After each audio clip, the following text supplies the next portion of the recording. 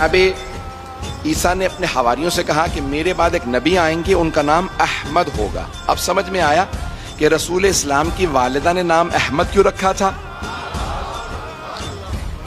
نہیں پہنچا پایا بات کو۔ رسول خدا کے دادا نے نام محمد رکھا، والدہ جناب آمنہ نے نام احمد رکھا۔ جب لوگوں نے پوچھا نا جناب عبد المطلب سے، اے عبد المطلب، آپ اس پورے قریش کے سردار ہیں، مکے کی سرزمین کے سردار ہیں، سب لوگوں نے اپنے تو بڑا آدمی کو جو خاندان کا بزرگ ہوتا تھا بچے کو ہاتھ میں لیتا اور بتاتا ہے سمیتہو عبد العزیٰ عبد الحی، جو بھی میں نے نام رکھا، میں نے عزیٰ جو ایک بت تھا اس کے نام پہ، عبد الحبل اپنے بیٹے کا نام رکھا، یہ رکھا وہ رکھا۔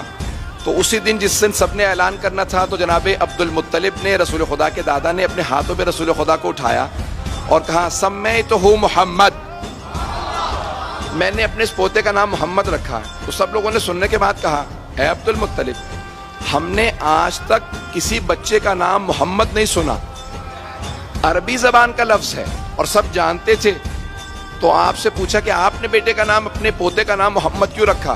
کہا کیونکہ میں دیکھ رہا ہوں، محمد یعنی جس کی بہت زیادہ تعریف ہو۔ کہا کیونکہ میں دیکھ رہا ہوں دنیا میں سب سے زیادہ رکھنے جانے والا نام بھی محمد ہوگا اور سب سے بلند نام بھی محمد ہوگا۔ نہیں پہنچا سکا، پھر بھی نہیں پہنچا سکا، مجمع کی توجہ، پھر بھی بات نہیں پہنچا سکا۔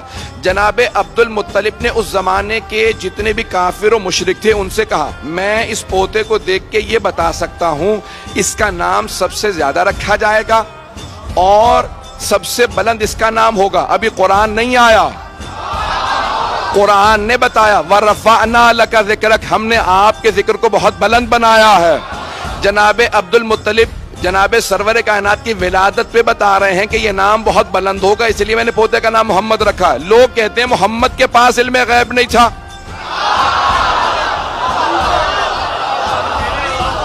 ان کے تو دادا دیکھ کے بتا رہے ہیں ان کا نام بہت بلند ہوگا۔